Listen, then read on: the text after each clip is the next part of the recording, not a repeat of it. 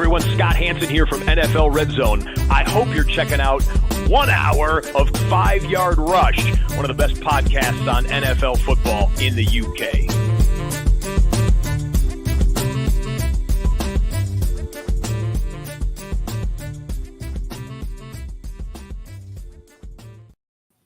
Here we are, Rush Nation. We're back. Week 10, Fantasy Football Bible. Let's go. It's going to be a interesting week. There's also some breaking news that it doesn't appear likely that Trevor Lawrence is going to be available to play this week. So someone that I had as my QB1, well, it's not QB1 overall, but I had him at 12 in my rankings, is now looking less and less likely to play. And so as a result, it's going to be Mac Jones.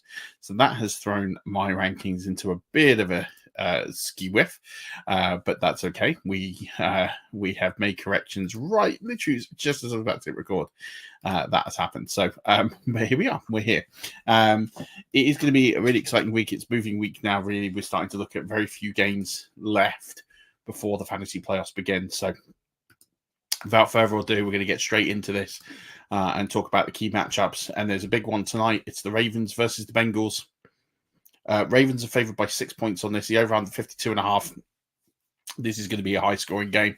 Neither defense is particularly great, especially the run defense of the Ravens and the passing defense of the Bengals. So this should be a really, really good game. Should have lots of points. I expect the Ravens to win this quite comfortably. And so with that in mind, I do have Lamar Jackson as my quarterback 1, but I have Joe Burrow as my quarterback 4, which goes with that narrative. I expect lots of points, lots of fantasy relevant players in this one. Moving on to the running backs here. Derrick Henry is my running back 7 this week. Chase Brown is my running back 9. I've got high hopes for him this week, especially on this Baltimore running defense. I definitely think you can get some yardage on them, and I think Baltimore, Cincinnati will be looking to do that, especially to extend some of those drives. Jamar Chase, he is my wide receiver 2 this week. Zay Flowers is down at 21. He's got a tough matchup against Mike Hilton that's not to be underestimated. I do think, especially with the amount of zone that Cincinnati play, I do think that that's going to play a little bit out of Zay Flowers' hands. He's still a very talented receiver. He could usurp this ranking, but that's why I'm a little bit lower than him than the consensus. Rashad Bateman is my wide receiver 40. Deontay Johnson, wide receiver 55. Could move him up in ranks. He does have a favorable matchup in the slot in that area there. So I do feel like it's something that he could benefit from, but I don't feel too comfortable just on he's not knowing of the playbook. Andre Yoshavas, he's at 59, so not someone I would be looking to start. Both tight ends here, no Isaiah Likely this week, so Mike Andrews does shoot up to 5. Mike Gesicki shoots up to tight end 8 after following up with his tight end 1 performance last week. In terms of the defenses this week, definitely fading both. Baltimore down at 19. I think if you had them, you probably might just start them because of the fact that they can get turnovers on anyone, but definitely not one I'm sort of locked into this week if I can get away from it. Justin Tucker is my kicker 1 this week, though. One I definitely feel comfortable with. Evan McPherson is my kicker 14. Just late night. It's at Baltimore. It's not indoors.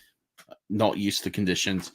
Do think he could get hindered a little bit there, so I'm just keeping an eye on the weather report there as well.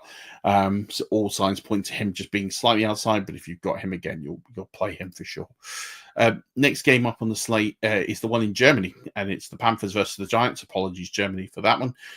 Giants are favored by 6.5 points. The over-under is set at 40.5, so not the lowest over-under of the game. This one I expect to see quite a bit of game on the ground. Not too many other fantasy relevant players. Although I do have Daniel Jones at 10, I do think he will have that rushing ability against the worst running defense in football right now. It still looks like it's going to be Bryce Young this week. He is my quarterback 28. I've got no plans to start him anywhere. I wouldn't even start him in the Superflex League if I could avoid it. Moving on to the running backs here, as I said, both running backs will be relevant here. Tyrone Tracy is all the way up to 12 against the worst running defense in football. Chuba Hubbard, who got a big payday today. He, as at 18, I fully expect him to lead the role as we would expect, especially now with that payday coming through. Devin Singletary's at 41. Don't want any part of him. I would not be starting Jonathan Brooks this week. I would be fading him. I think it's going to take a few weeks for him to get up to some speed. Moving on to the wide receivers here. Malik Neighbors is my wide receiver 3, and he's the only wide receiver I'm sort of desperate to start here. I actually have Slayton at 35. I do think he'll get some traction here on this pretty poor secondary of the Panthers. Wanda Robinson could get some play here at 37. And Xavier Legette is at 39. He has a really good matchup there against Deonte Banks, and probably the best matchup on the board with any wide receiver versus cornerback this week. So he does have flex appeal here, one to keep an eye on. You also keep an eye on Adam Thielen. He's wide receiver 54 for me, but he could be one of those players that just sort of a sudden starts getting catches, as we saw a little bit last year, and we have through his career, especially in the red zone. Moving on to the tight ends here, and Jatavian Sanders is at 20. I know he had a good week last week, but I'm just worried about Tommy Tremble. Thea Johnson's at 23. Again, another tight end with a decent week last week, but again, I'm just not convinced that they're players I'm desperate to start in this format. I do have the Giants at DST 8. However, I'm not desperate to start any of the kickers this week, especially in Germany. Different conditions. Just no, not for me. Stay away from the kickers in this one. Then we move across to the 6 o'clock slate. On Sunday, or 1 o'clock, so the early slate games on Sunday, and it is a bit of a smaller slate because of what's been going on. So we have 7 games in that slate, and that's where I'm going to cover off, and then I will do the remaining 5 games of the week tomorrow and cover those off for you. So we're going to start with the Colts versus the Bills. Bills are only favored by 4 in this one. I don't quite get that one. Over under 47.5. Look, I'd expect in this one the over's in play here, definitely. I do think the Bills will score points. I do think the Colts will score points with Joe Flacco, and it was a bad week last week, but I do think they'll get better. I'm not sure I'm only having the Bills at 4. It's a bit of a dent in confidence to what they're doing. I don't necessarily agree with that. I think that the Bills will win this comfortably. I think the Colts will be better than they were last week. I think that's a given. But I actually think that the Bills will be far more comfortable, and I'm actually putting more faith in the fact that this will go over and that the Bills will win comfortably. And that's where I've got my ranks sort of set. So Josh Allen, for example, is my quarterback 2 this week. Joe Flacco, after learning the lessons of last week, I've got him at QB 21, but he is this guy with a high ceiling, and if you're in a desperation matchup, it's one I definitely would be putting in just because he has that factor of chaos around him. Jonathan Taylor is my running back 4. I actually think he's getting more and more work, and he's starting to look better and healthier, so I'm definitely in with Jonathan Taylor putting up a big week. James Cook is at 21. This run defense of Indianapolis is sneaky good. I think that's going to just hamper James Cook a little bit. And I also think Ray Davis is going to take a bit of the workload after his explosive of last week. Can't put the genie back in the box. He is running back 36 for me. I'm not starting Ray Davis, but I do think he is going to be in line to maybe be a flex wherever he play moving forwards in weeks to come. Josh Downs is my wide receiver 6. He is definitely Joe Flacco's favorite target, and he benefits from a half-decent matchup this week as well. Khalil Shakir is wide receiver 24, definitely startable. Keon Coleman, if he's fit, he has got a questionable tag. I've got him at 31. He's growing more and more. It's kind of what we expected. First half of the season was going to be pretty ropey, and second half of the season he's going to start to come on a little bit more. I actually have Michael Pittman Jr. at 50. He's got Christian Benford in coverage, which is going to be really, really tough. He's been very good this season. That's going to be a tough one to get over and manage. So I'm not too keen on that. Amari Cooper at 52. I still think he's getting to grips with the playbook, and it takes a bit of time for that sort of receiver to get going. He's also got a questionable tag as well. Alec Pierce is at 53. So I'm not keen to start any of those really in that one. Dalton Kincaid, as I said in the start sets, I do think it's I've got him at 12. I don't feel good about him at 12. Probably going to move him out at 12. I just don't think that it's a week for him to shine and put up a lot of points. And don't forget, like, Titan 12 is like 4 for 40. It's not a big performance. It's kind of what we're looking at. So I'm just not that keen on him having a big impact this week. I do have the Bills at 5. This is definitely a team in the Colts that turn over the football a lot. So take advantage of that, Bills. If you fire them up this week, that's a definite start. And then I'm having Tyler Bass here at 6. Both of those options are definitely available to you to start this week. Moving on to Jaguars versus Vikings, as I talked about, I need to kind of reset the rest of my rankings here because it is Mac Jones, it's not Trevor Lawrence. And so it kind of throws the whole thing completely into flux. And this betting line I've got here is the Vikings favored by 7 with the over-under at 44. It's probably not live. This news really only just came out. I haven't seen a correction on this line yet. So I actually expect the Vikings to probably be double-digit favorites, taking Trevor Lawrence out of this lineup. I think it'll be a dysfunctional lineup for the Jaguars if that's the case, and then that does make me worry about what happens as the game script goes on.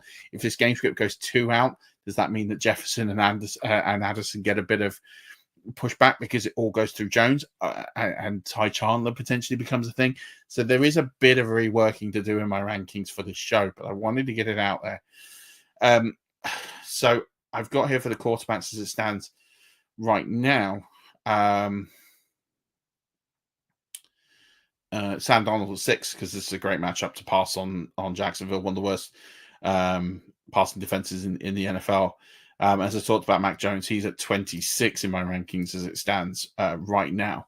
Now, the one thing I would say with the Jacksonville Jaguar running backs here is I do think that there is opportunity to change. I've got Aaron Jones at 14. That might move him closer to 12 with this game script. I've got Bigsby and Etienne at 31 and 34.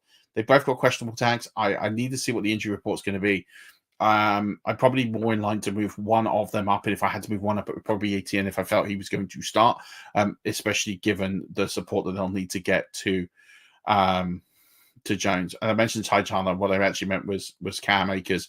I actually think Cam Akers could be in line for a bigger role here if this is a blowout. So I wouldn't start him, but that could cap Aaron Jones a little bit, something to keep an eye on.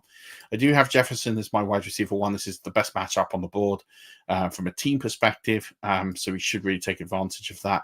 So one to keep an eye on. Brian Thomas Jr., I've got at 19 with the questionable tag. He actually sort of has wide receiver 1 upside, keeping an eye on that.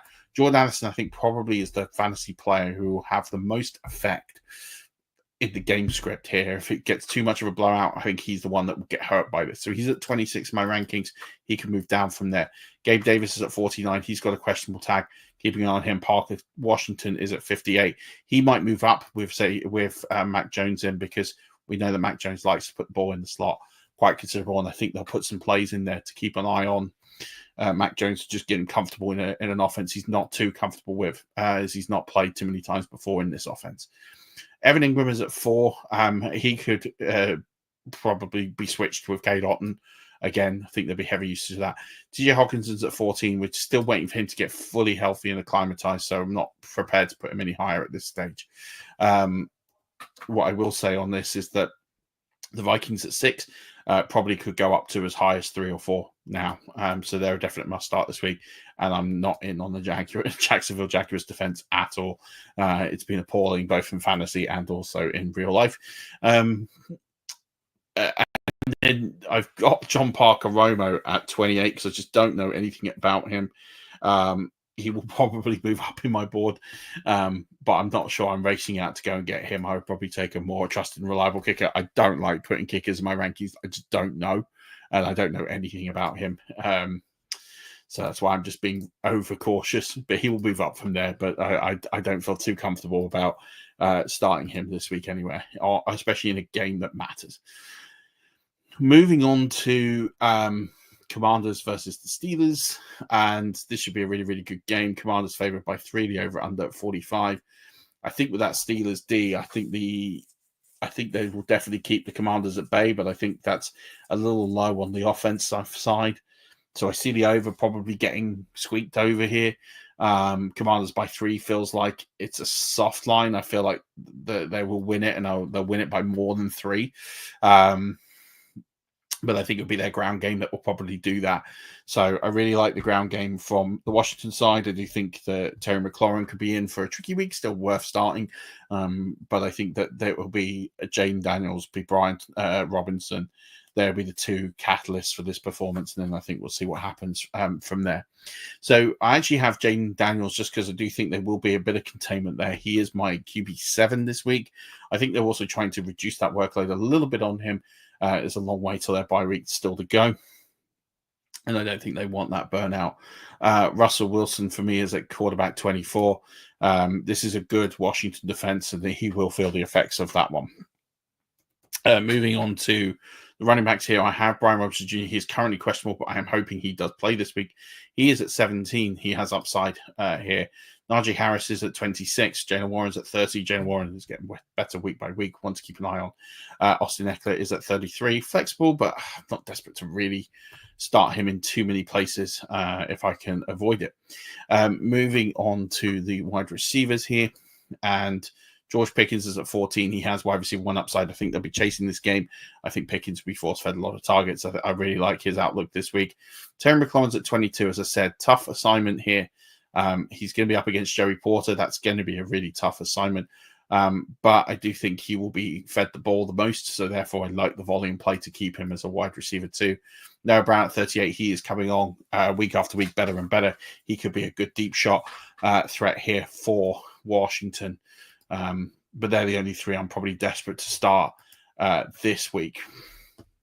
I'm not keen to start Mike Williams this week, given the lack of time in that offense. Pat Freiermuth is my highest ranked tight end in this game. He is at 19. I'm staying very well clear of that. Zach Ertz is getting less and less of a role, so I'm just out on him. No need to start the tight ends in this one. Again, unless desperate, in which case you got to do what you got to do. Steelers DST at 11, at 10, Washington Commanders at 11. Both viable.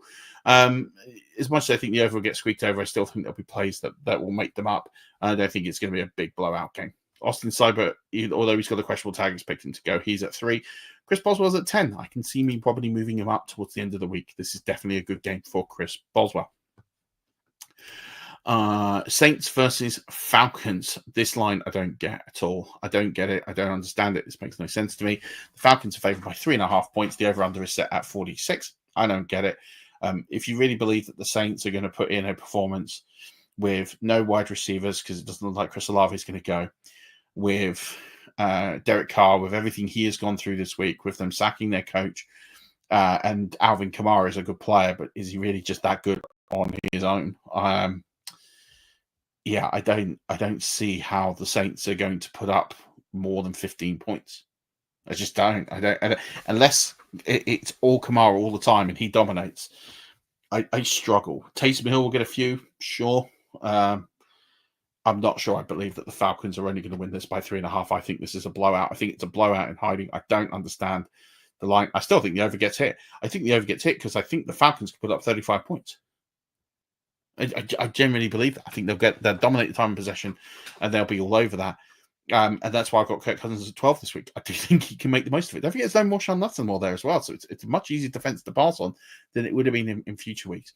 Derek Carr's at 22. They'll try and chase the game. And with Alvin Kamara there, he could get a boost of points, but I'm not desperate there to chase him unless absolutely desperate.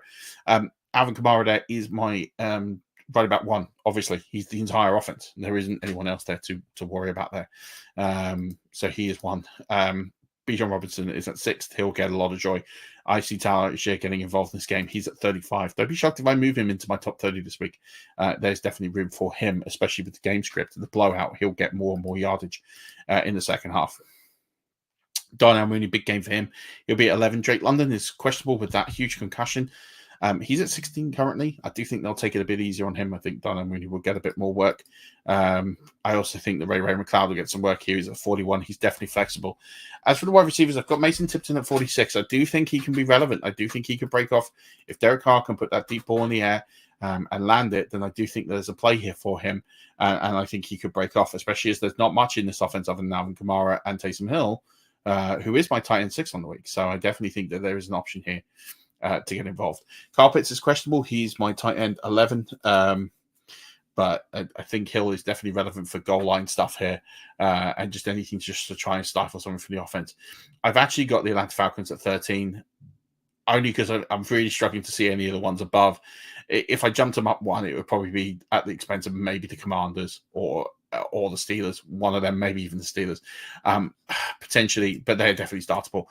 It's a good one to chase playing the Saints, that's for sure. Young Hoku is my kicker too this week. It's a great matchup for him.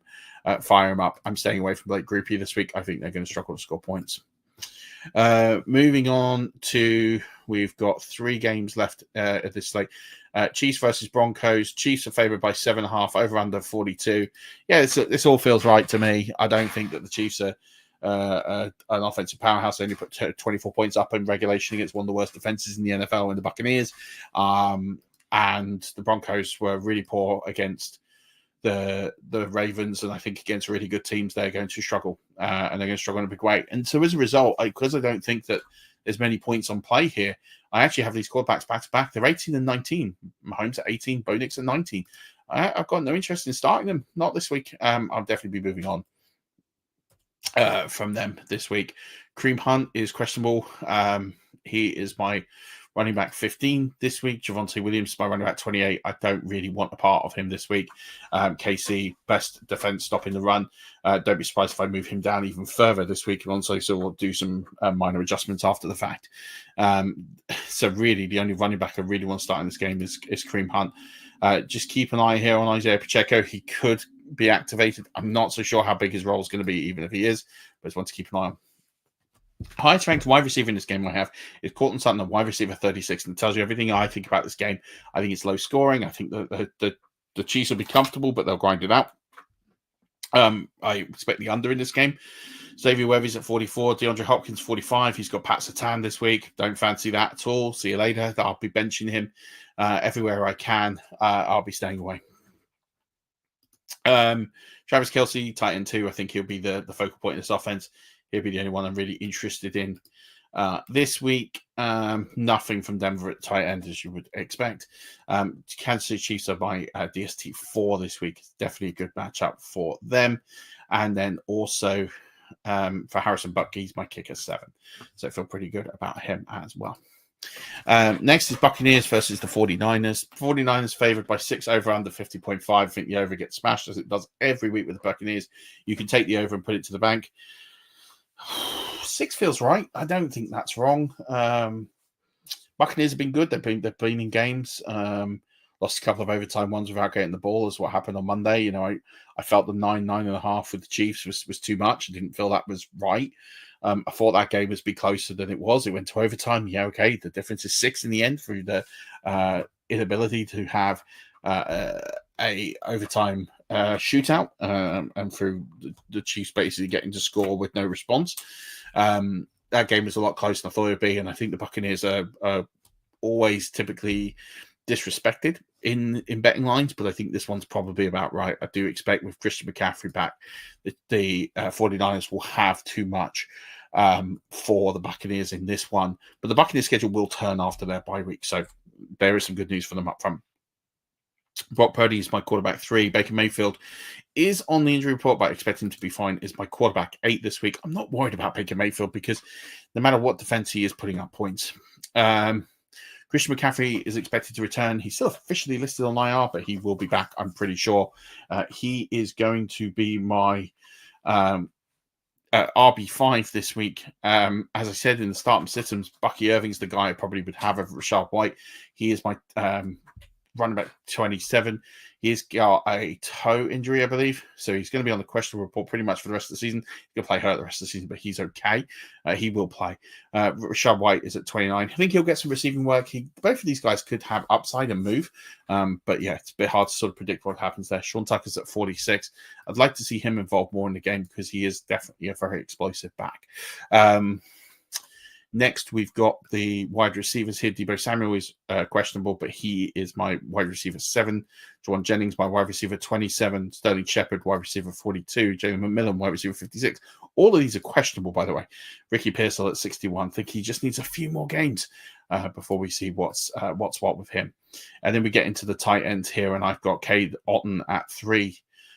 He is definitely someone I would be watching, but George Kittle is my tight end 1 this week. You can always start tight ends against the Buccaneers. They will give you the points over the middle. They're not too worried. And then it comes to the DSTs, and I have the San Francisco 49ers at 12. You drafted them high, you're going to need to start them, but don't expect them to have necessarily the best week. And we expect Jake Moody to be back. He is questionable. He is my kicker 13 this week. But Chase McLaughlin is my kicker 16. Both viable. If you've got them, you'll start them and they'll score points. Last game of the slate is Bears Patriots. Bears favored by 6, over under 38.5. I think the over-under's hard.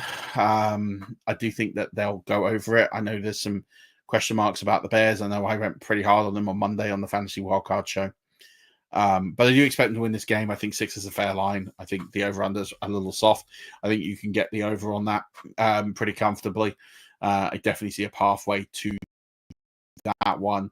But there's not going to be too many fantasy stars in this game. I think that's pretty clear. Caleb Williams is my quarterback 16 this week, and Drake May, quarterback 23.